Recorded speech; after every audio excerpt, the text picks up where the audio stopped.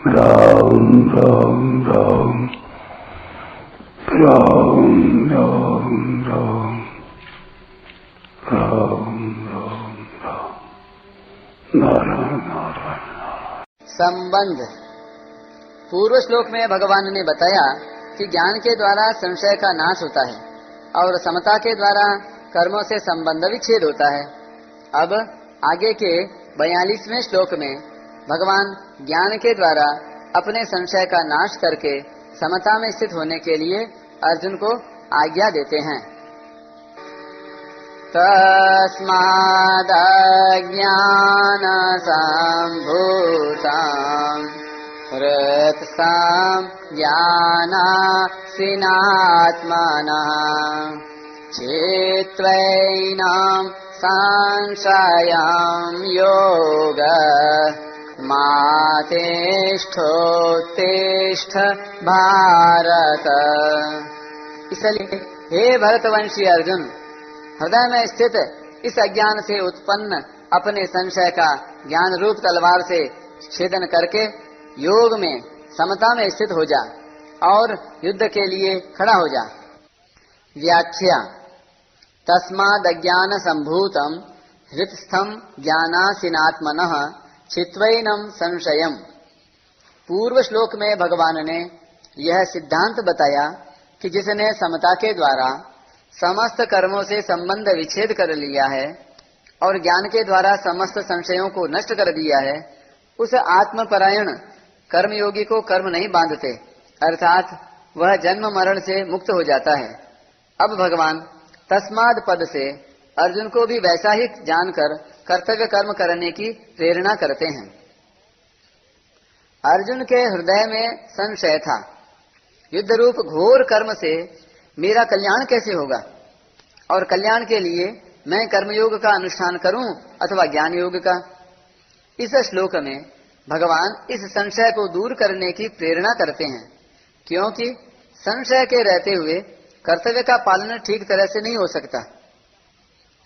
अज्ञान संभूतम पद का भाव है कि सब संशय अज्ञान से अर्थात कर्मों के और योग के तत्व को ठीक ठीक न समझने से ही उत्पन्न होते हैं। क्रियाओं और पदार्थों को अपना और अपने लिए मानना ही अज्ञान है। यह अज्ञान जब तक रहता है तब तक अंतःकरण में संशय रहते हैं, क्योंकि क्रियाएं और पदार्थ विनाशी हैं और स्वरूप अविनाशी है। तीसरे अध्याय में कर्मयोग का आचरण करने की और इस चौथे अध्याय में कर्मयोग को तत्व से जानने की बात विशेष रूप से आई है, कारण कि कर्म करने के साथ साथ कर्म को जानने की भी बहुत आवश्यकता है। ठीक ठीक जाने बिना कोई भी कर्म बढ़िया रीति से नहीं होता। इसके सिवाय अच्छी तरह जानकर कर्म करने से जो कर्म बांधने वाले होते हैं वे ही कर्म मुक्त करने वाले हो जाते हैं। इसलिए इस अध्याय में भगवान ने कर्मों को तत्व से जानने पर विशेष जोर दिया है। पूर्व श्लोक में भी ज्ञान संचिन्न संशयम पद इसी अर्थ में आया है। जो मनुष्य कर्म करने की विद्या को जान लेता है उसके समस्त संशयों का नाश हो जाता है। कर्म करने की विद्या है, अपने लिए कुछ करना ही नहीं है। योग मातिष्ठोत्तिष्ठ भारत। अर्जुन अपने धनुष बाण का त्याग करके रथ के मध्य भाग में बैठ गए थे। उन्होंने भगवान से साफ कह दिया था कि मैं युद्ध नहीं करूंगा, न योत्स्ये। यहाँ भगवान अर्जुन को योग में स्थित होकर युद्ध के लिए खड़े हो जाने की आज्ञा देते हैं। यही बात भगवान ने दूसरे अध्याय के 48वें श्लोक में योगस्थः कुरु कर्माणि, योग में स्थित होकर कर्तव्य कर्म कर पदों से भी कही थी। योग का अर्थ समता है, समत्वम योग उच्यते। अर्जुन युद्ध को पाप समझते थे, इसलिए भगवान अर्जुन को समता में स्थित होकर युद्ध करने की आज्ञा देते हैं, क्योंकि समता में स्थित होकर युद्ध करने से पाप नहीं लगता। इसलिए समता में स्थित होकर कर्तव्य कर्म करना ही कर्म बंधन से छूटने का उपाय है। संसार में रात दिन अनेक कर्म होते रहते हैं, पर उन कर्मों में राग द्वेष न होने से हम संसार के उन कर्मों से बंधते नहीं, प्रत्युत निर्लिप्त रहते हैं। जिन कर्मों में हमारा राग या द्वेष हो जाता है उन्हीं कर्मों से हम बंधते हैं, कारण कि राग या द्वेष से कर्मों के साथ अपना संबंध जुड़ जाता है।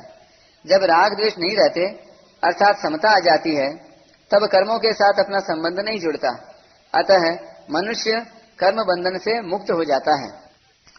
अपने स्वरूप को देखें तो उसमें समता स्वतः सिद्ध है। विचार करें कि प्रत्येक कर्म का आरंभ होता है और समाप्ति होती है। उन कर्मों का फल भी आदि और अंत वाला होता है, परंतु स्वरूप निरंतर ज्यों का त्यों रहता है। कर्म और फल अनेक होते हैं पर स्वरूप एक ही रहता है।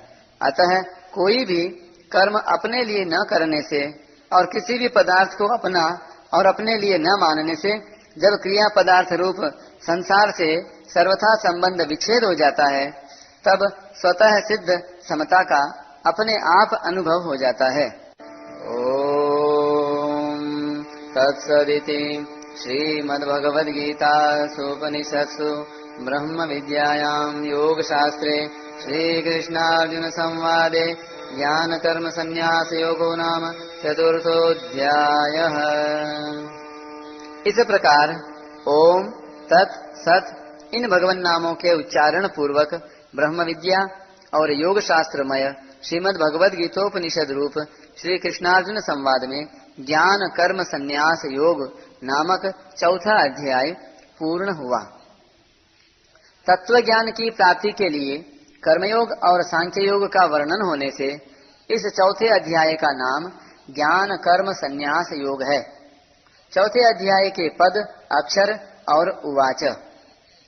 इस अध्याय में अथ चतुर्थोऽध्याय के 3, अर्जुन उवाच आदि पदों के 6, श्लोकों के 511 और पुष्पिका के 13 पद हैं।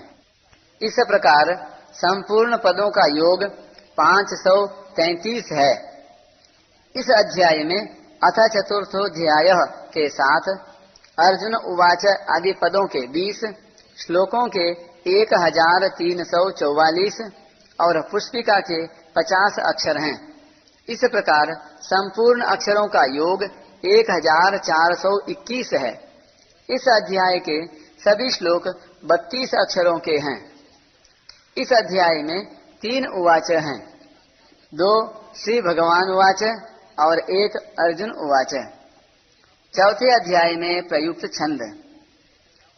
इस अध्याय के 42 श्लोकों में से 31वें और 38वें श्लोक के प्रथम चरण में तथा दूसरे 10वें, 13वें और 40वें श्लोक के तृतीय चरण में नगण प्रयुक्त होने से न विपुला, छठे श्लोक के प्रथम चरण में रगण प्रयुक्त होने से र विपुला और 24वें श्लोक के प्रथम चरण में तथा 30वें श्लोक के तृतीय चरण में भगण प्रयुक्त होने से भ विपुला संज्ञा वाले छंद हैं।